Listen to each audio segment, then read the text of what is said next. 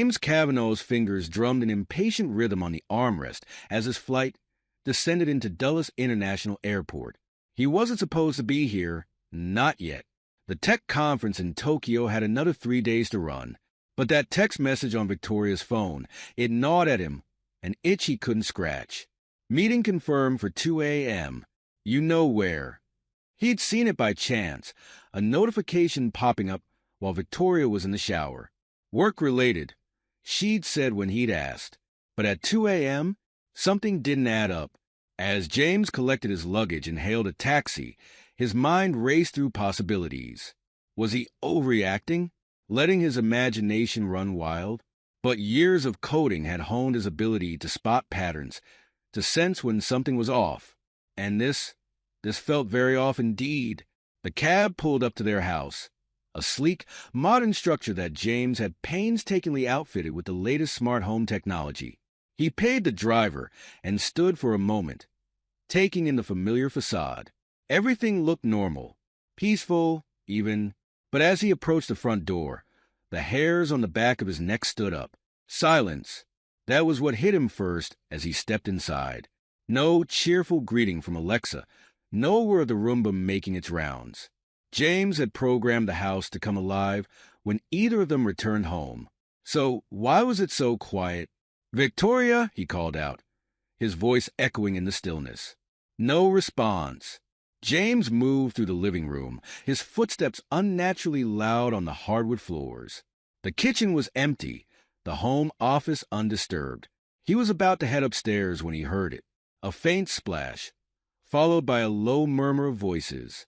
His heart pounding, James ascended the stairs, each step measured and silent. The master bedroom door was ajar, a sliver of light spilling out into the hallway. Another splash, a soft giggle. James pushed the door open. Through the steam billowing from the ensuite bathroom, he saw them. Victoria and Gregory Stern, her business partner, entwined in the oversized spa tub. Her head was thrown back, exposing the elegant line of her throat. Gregory's mouth was at her neck, one hand tangled in her hair. For a moment, James couldn't move, couldn't breathe. The scene before him was so surreal, so at odds with everything he thought he knew, that his brain struggled to process it. Then, with a clinical detachment that surprised even him, James began to catalog details. The empty bottle of 1982 Chateau Lafite on the floor. Victoria's favorite perfume mingling with the scent of jasmine bath oil.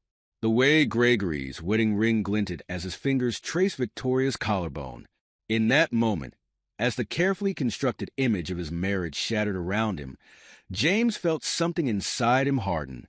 The hurt, the betrayal. He packed it all away, sealing it behind a wall of icy determination. They hadn't noticed him yet, too lost in their passion. James allowed himself one more moment to burn the image into his memory. Then, face expressionless, he stepped fully into the room. "Well," James said, his voice flat and emotionless, "isn't this cozy?" Victoria's eyes flew open, widening in shock as she saw James standing there. She scrambled to cover herself, nearly slipping in the tub. "James, you're home early." Gregory, to his credit, didn't try to pretend this was anything other than what it was. He met James's gaze, a hint of a smirk playing at the corners of his mouth. "Come to join the party, Jimmy."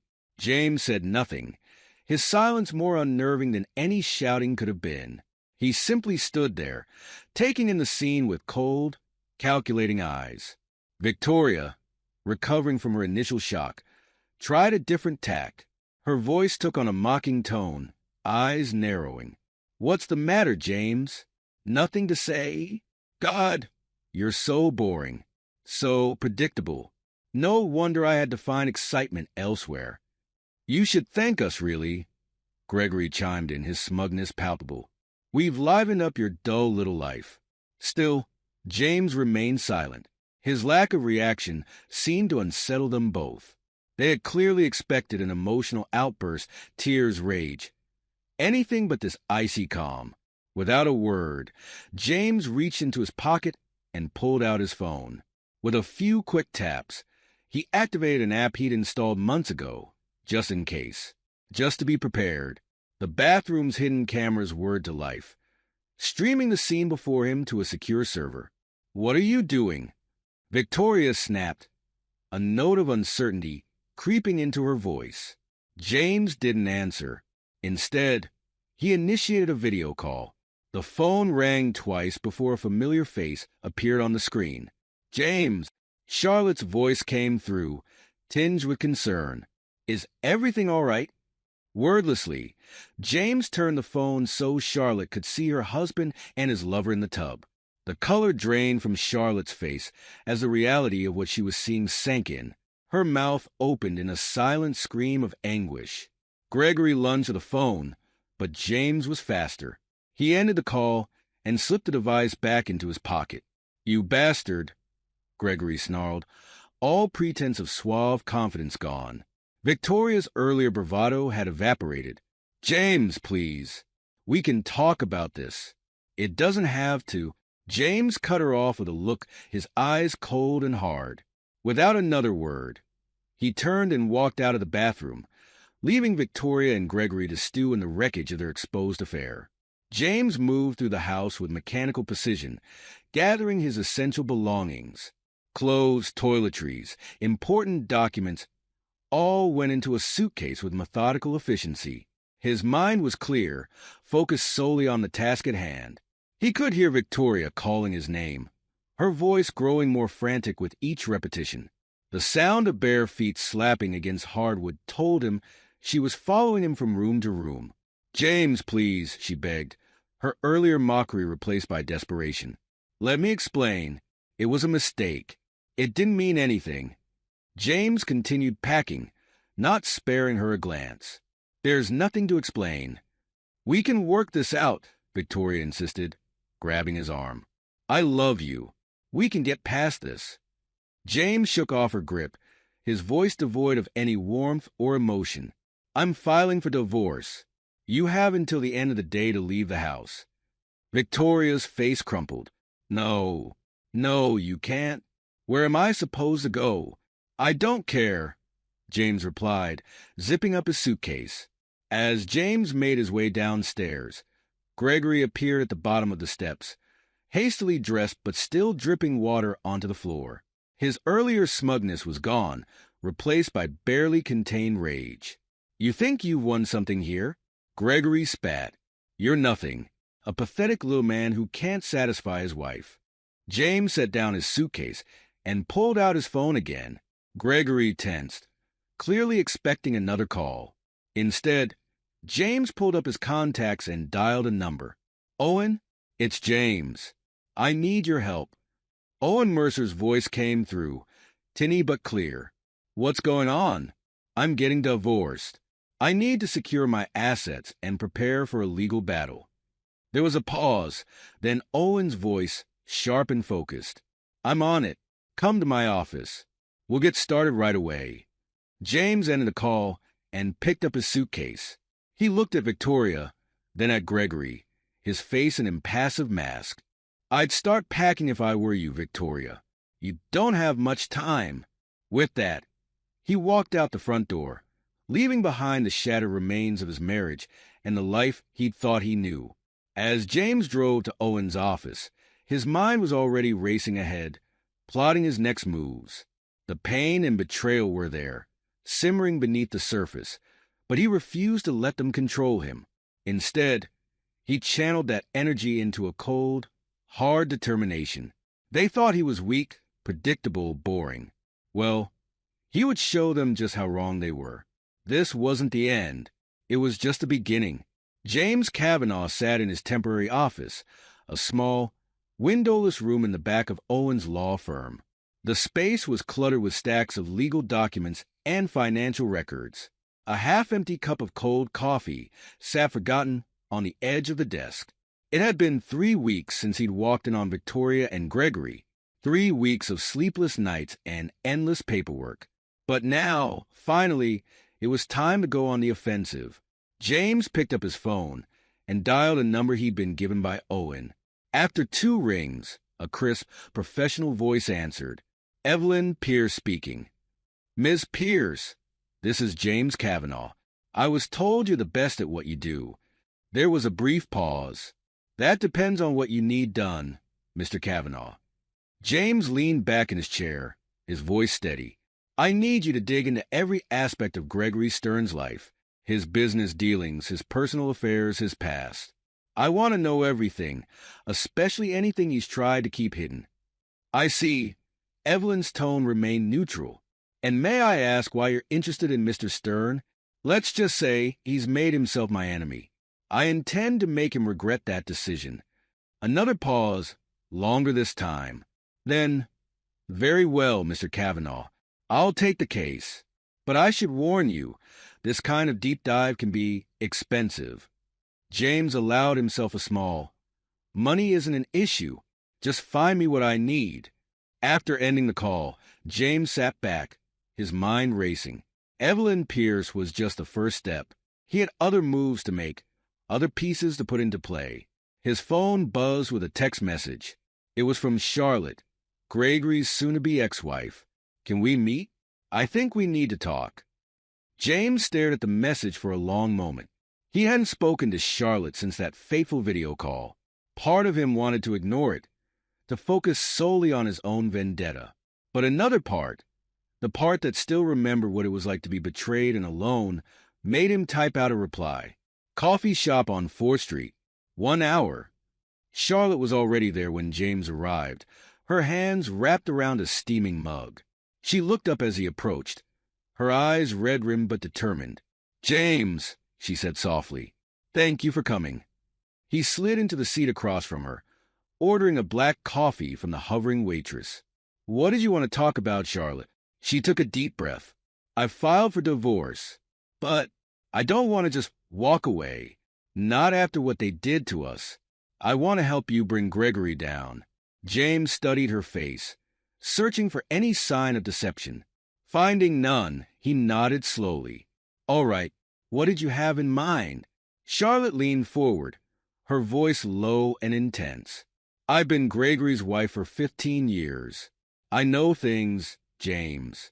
Things about his business practices, his clients, his indiscretions. I think, together, we might be able to do some real damage. A spark of interest lit in James's eyes. Tell me more. For the next hour, Charlotte laid out everything she knew about Gregory's less-than-ethical business dealings. By the time they finished, James had pages of notes and a growing sense of anticipation. As they stood to leave, Charlotte caught James's arm. There's one more thing, she said, her voice trembling slightly. I found some old financial records in Gregory's home office. I think he might have been involved in some kind of embezzlement scheme years ago, before we were married. James's eyebrows shot up. Do you have proof? Charlotte shook her head. Not concrete proof, no, but enough to make me suspicious. Maybe your investigator could look into it. James nodded, his mind already racing with the possibilities. I'll have her check it out. Thank you, Charlotte. This could be exactly what we need. As he watched Charlotte walk away, James felt a twinge of something he hadn't experienced in weeks. Hope. Maybe, just maybe, they could pull this off. Back in his temporary office, James began to formulate his plan. The pieces were falling into place. Evelyn Pierce digging into Gregory's past, Charlotte's insider knowledge, and now, the possibility of a long-buried financial scandal. James picked up his phone and opened a secure messaging app. It was time to start leaking some of the information he'd gathered. Nothing too damaging. Not yet. Just enough to get people talking, to plant the seeds of doubt in the minds of Gregory's clients and colleagues. He started with a video from the spa tub, carefully edited to obscure the more explicit details, but leaving no doubt as to the participants' identities. He sent it to a few key people in Gregory's social circle, using an anonymous email account. Next came some of the information Charlotte had provided about Gregory's questionable business practices. This went to a select group of Gregory's clients, again through untraceable channels. As he worked, James felt a cold satisfaction settling over him. This was just the beginning. Soon, Gregory's carefully constructed world would begin to crumble, piece by piece. Days turned into weeks as James divided his time between working with Owen on the divorce proceedings and coordinating with Evelyn and Charlotte on their investigation into Gregory. Evelyn proved to be worth every penny of her exorbitant fee. She dug up dirt on Gregory that even Charlotte hadn't known about. Offshore accounts, shell companies, a pattern of behavior that suggested a long history of financial manipulation and fraud. But it was when she started looking into Gregory's past that things really got interesting. "Mr. Kavanaugh," Evelyn's voice crackled over the phone. "I think I found something you'll want to see." An hour later, James sat in Evelyn's sparse, efficient office, staring at the documents spread out before him. "It took some doing," Evelyn said, her tone matter-of-fact. "He buried it deep, but there's no doubt. Early in his career, Gregory Stern was involved in a massive embezzlement scheme. We're talking millions of dollars, siphoned off from client accounts and funneled through a series of shell companies." James leafed through the papers, his eyes widening as he took in the details. "This is incredible. How did he get away with it?" Evelyn's lips thinned. "A combination of luck, skill, and what I suspect was some well-placed bribery. But the evidence is there, if you know where to look." James sat back, his mind racing. This was it, the silver bullet he'd been looking for. With this information, he could destroy Gregory completely. But he had to be smart about it, strategic. If he moved too quickly, Gregory might find a way to wiggle out of it. "What do you recommend?" he asked Evelyn. She considered for a moment. An anonymous tip to the authorities would be the safest bet. Provide them with enough evidence to start an investigation, but not so much that they question where it came from. James nodded slowly. "Do it, and keep digging. I want to know everything there is to know about this scheme." As he left Evelyn's office, James felt a surge of adrenaline. The game was truly on now. Over the next few days, James watched with satisfaction as his plan began to bear fruit. The leaked video and business information had done their job. Whispers were spreading through Gregory's social and professional circles. People were starting to ask questions, to look at him with suspicion rather than admiration. And then, the coup de grace. The anonymous tip to the authorities about Gregory's past embezzlement hit like a bombshell. James was having coffee with Charlotte when the news broke. They watched on the cafe's TV as a grim-faced reporter detailed the allegations against Gregory Stern, prominent businessman and pillar of the community. "Officials have confirmed that Mr. Stern's assets have been frozen pending a full investigation," the reporter said. "Sources close to the matter suggest that the scope of the alleged fraud is staggering, potentially reaching into the tens of millions of dollars." Charlotte's hand flew to her mouth. "My God," she whispered. "I knew he was corrupt, but this." James said nothing, but a small, satisfied smile played at the corners of his mouth. He thought of Victoria, wondering how she was taking the news, if she was regretting her choices yet.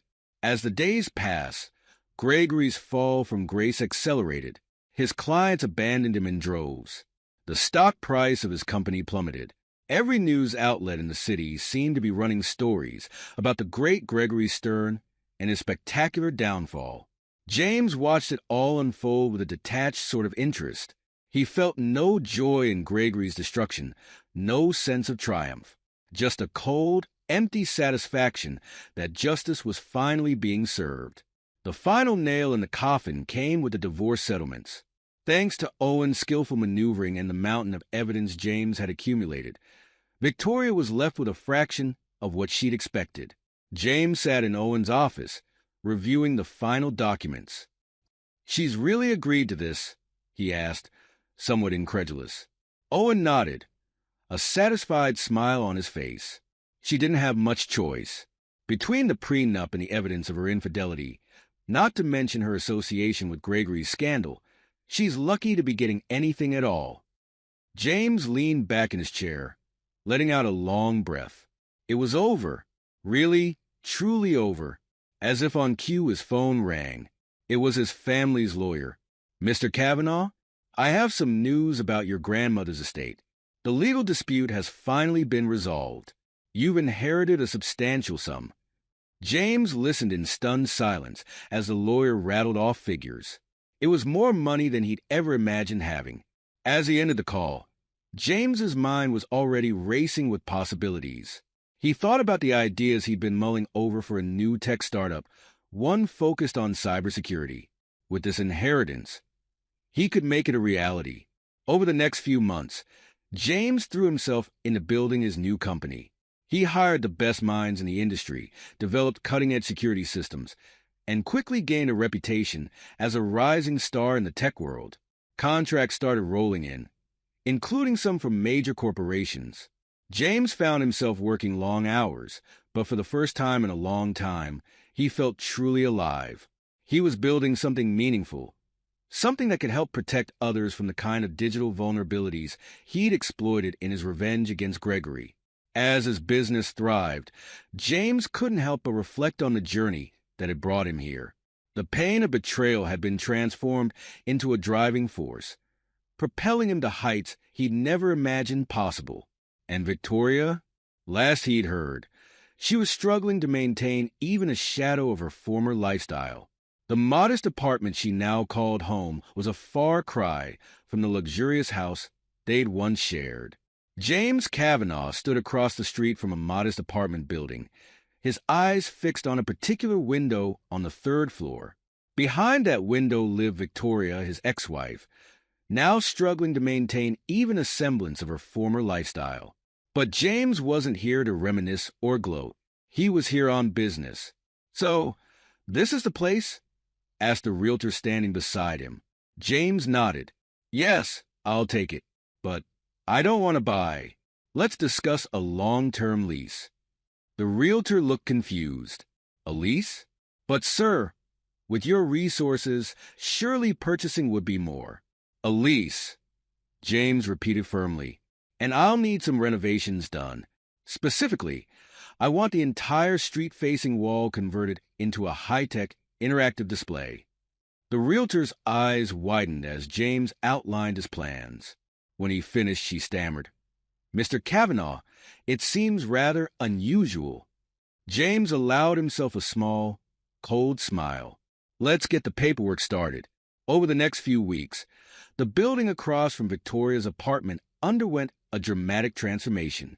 The entire facade was converted into a massive, state-of-the-art digital billboard. But this was no ordinary advertisement space. Every week, the display changed, each iteration more personal and damning than the last. One week, it played carefully edited clips from the spa tub surveillance video on a loop. The next, it displayed blown-up text messages between Victoria and Gregory, their betrayal laid bare for all to see. As time went on, the content became even more specific. Snippets from the divorce proceedings, bank statements showing Victoria's dwindling finances. Each display was a stark reminder of her fall from grace, impossible to ignore every time she left her apartment. From his office across town, James monitored the billboard impact through discreet cameras.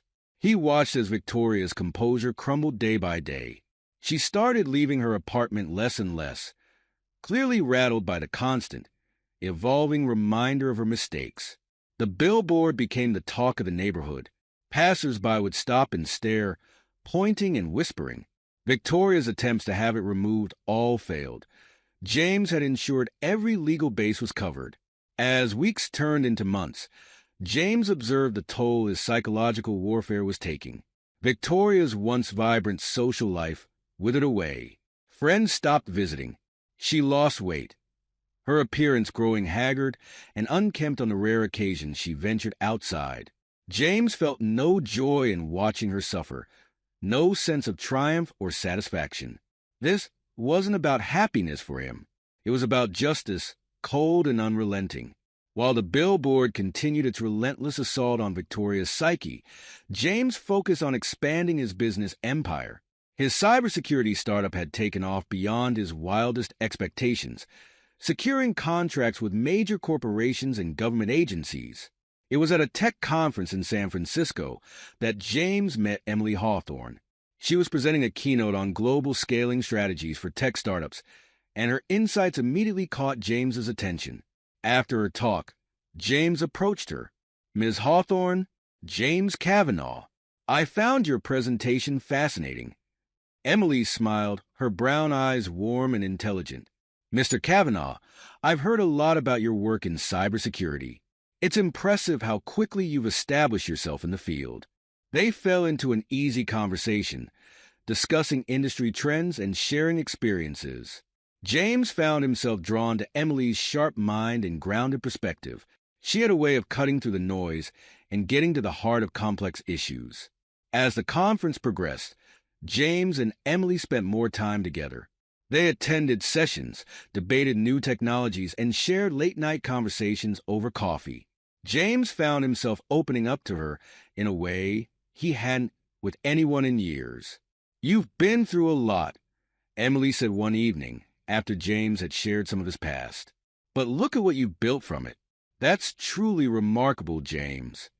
Her words stayed with him, sparking a realization. He had focused so much on his revenge, on tearing down those who had wronged him, that he neglected to fully appreciate what he'd created in the process. Inspired by this new perspective, James began to shift his focus. He started mentoring young entrepreneurs, sharing his experiences and insights. He hosted workshops and seminars, becoming a respected figure not just in the tech community, but in his local area as well. As his public profile grew, so did his relationship with Emily. They began dating, their shared experiences in the tech world providing a strong foundation. Emily's empathy and emotional intelligence balanced James's more analytical approach, helping him process the lingering pain from his past betrayal. Meanwhile, across town, Charlotte was undergoing her own transformation. Inspired by James's resilience and success, she channeled her pain into advocacy. She established a foundation to support women navigating the legal and emotional challenges of divorce, especially in cases involving betrayal. "I want to help others find the strength I found," Charlotte told James over lunch one day, "to show them that there's life after betrayal, that they can rebuild and thrive."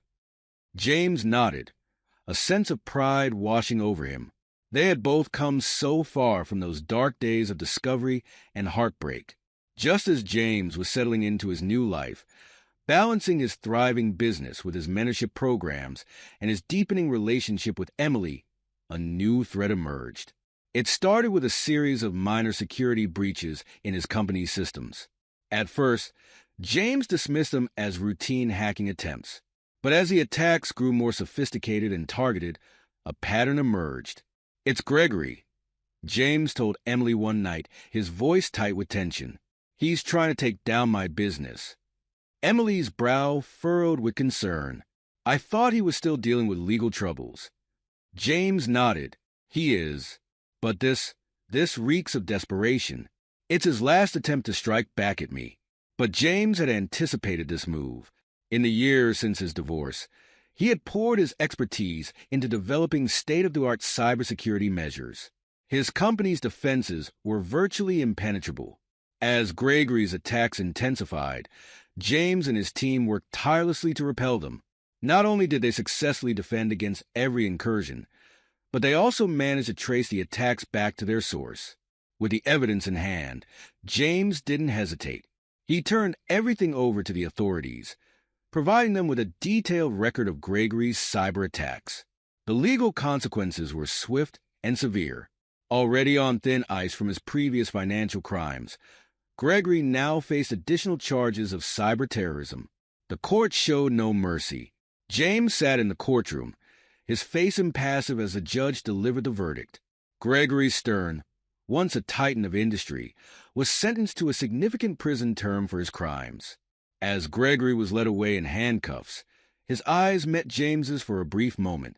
In that look, James saw the final crumbling of the man who had once seemed so powerful, so untouchable. Outside the courthouse, Emily took James's hand. "It's over," she said softly. "Really over this time?" James nodded, feeling a weight lift from his shoulders. "Yes, it is." As they walked away from the courthouse, James reflected on the journey that had brought him to this point. The betrayal, the pain, the cold fury that had driven him for so long. It all seemed distant now, like a story that had happened to someone else. He had not only avenged the wrongs done to him, but had built something meaningful in the process. His company was thriving, his relationship with Emily was strong and supportive, and he had found a new purpose in mentoring the next generation of entrepreneurs. James squeezed Emily's hand, a genuine smile spreading across his face. For the first time in years, he felt truly free. Free from the shadows of his past. Free to embrace the future he had fought so hard to create. The game was over, and James had won, not just by defeating his enemies, but by becoming something more than he ever thought possible.